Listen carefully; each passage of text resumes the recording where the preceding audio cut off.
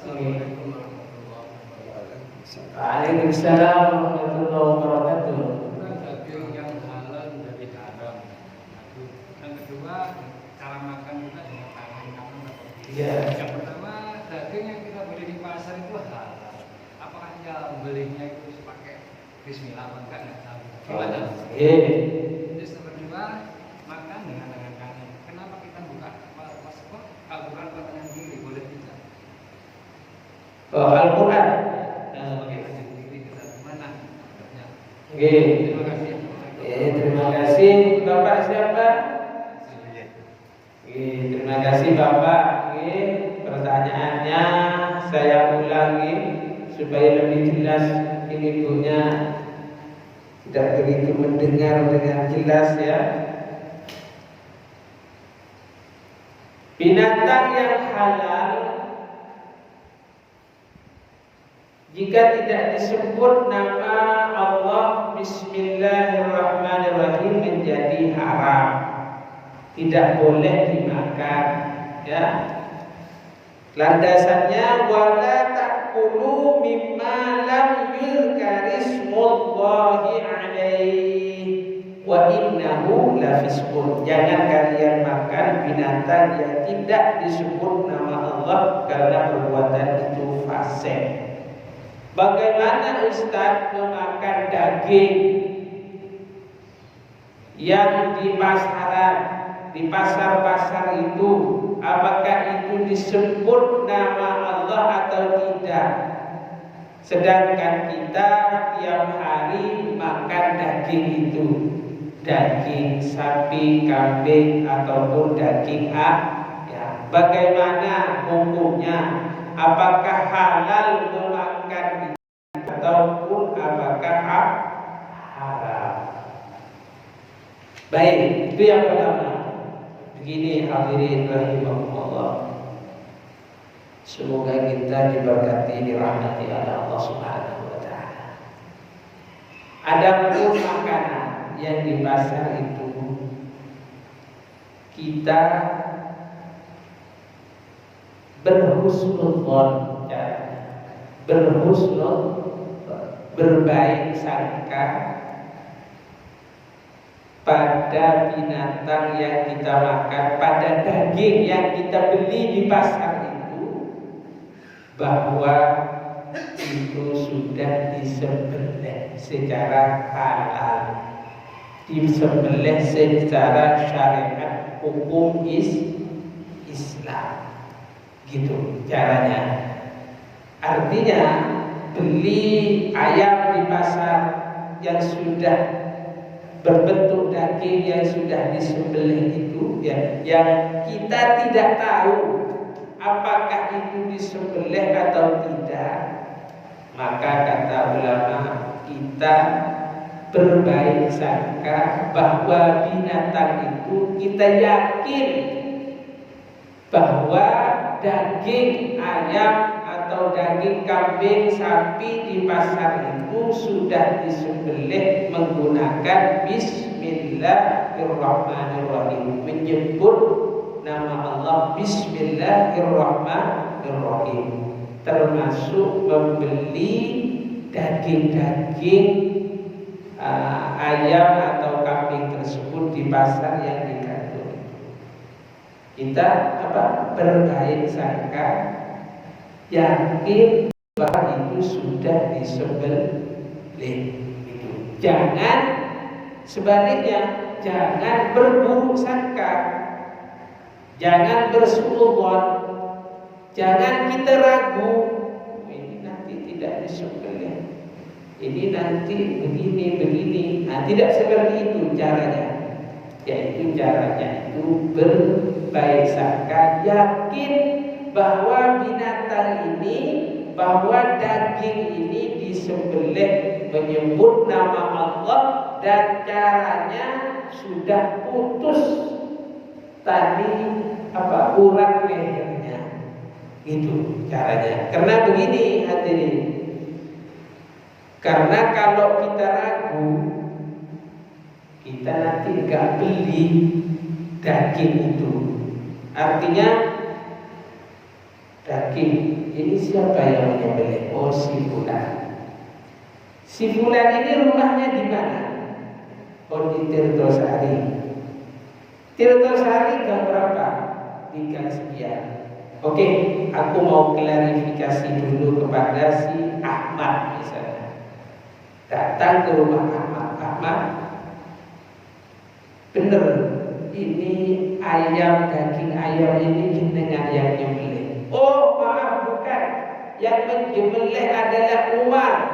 Pergi ke Umar ya. Dari Umar datang ke Umar, bener sampean menyembelih. Oh saya tadi, bukan saya. Di tempat lain banyak ayam itu, akhirnya aku sembelih. Datang lagi ke sana, cari lagi, benar. Oh iya benar. Saya ingin tahu proses penyembelihan kamu, benar atau tidak? Rumit atau tidak? Rumit. Makanya caranya itu dalam bab fikih ya.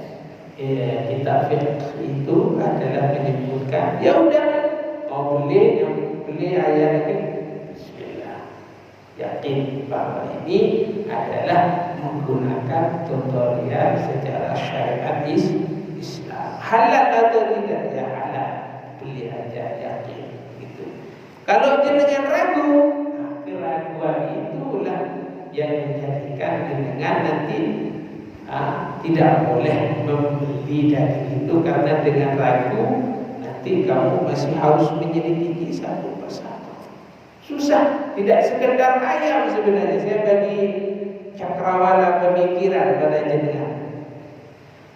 Beli uti-uti aja. Uti ini tepungnya ini suci atau enggak? Secara membuatnya itu tangannya sudah suci atau tidak? Membersihkannya suci atau tidak? Jangan nanti najis dan lain sebagainya. Jadi itu ya, kita mudah ya, mudah Islam, tetapi jangan dipermudahkan. Itu satu mengenai apakah halal atau haram membeli daging di pasar yang mana kita tidak tahu hakikat penyembelihan. Begitu Pak. Oke, Ibu bisa ya? Bisa? Oke, satu. Terus makan menggunakan kata, apakah boleh membaca Al-Quran menggunakan bukanya tangan kiri? Ini setiap kebaikan, maka apa saja kebaikan ya, adalah melangkah menggunakan kanan ya, kecuali uzur ya. Apakah boleh membuka Al-Quran pakai tangan kiri?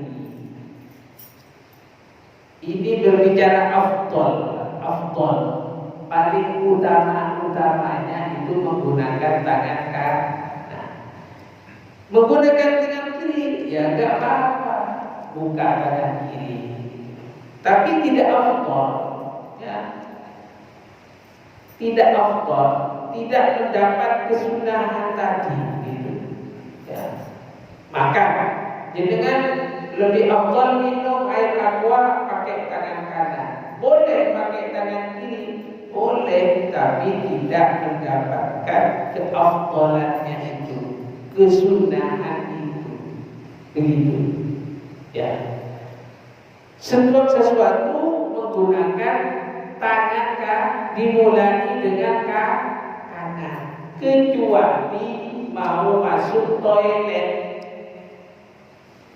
Mau masuk toilet, terpikir tidak saudara? Masuk toilet, melangkah masuk toilet menggunakan kaki kanan atau kiri? Tapi kita gak peduli, bisa masuk gitu ya. Itu sampai segitu akhlak Rasulullah. Nanti bab mandi lagi ada Rasulullah ajarkan, itu dari cintanya Rasulullah kepada Kita ini kata orang Islam ini rumit Ustaz. Karena gitu, sebenarnya enggak rumit. Tapi karena tidak dibiasakan dilakukan tiap hari. Masuk masjid pakai kaki kanan apa kaki kiri, Pak? Keluar masjid bagus, itu akhlaknya. Lah, di saat ada seperti itu, kalau dari Rasulullah ini semua kan dari Allah, bukan hawa nafsu, ya. Tapi daripada wahyu. Kata wa ma yantiqu 'anil hawa in huwa illa wahyu yuha.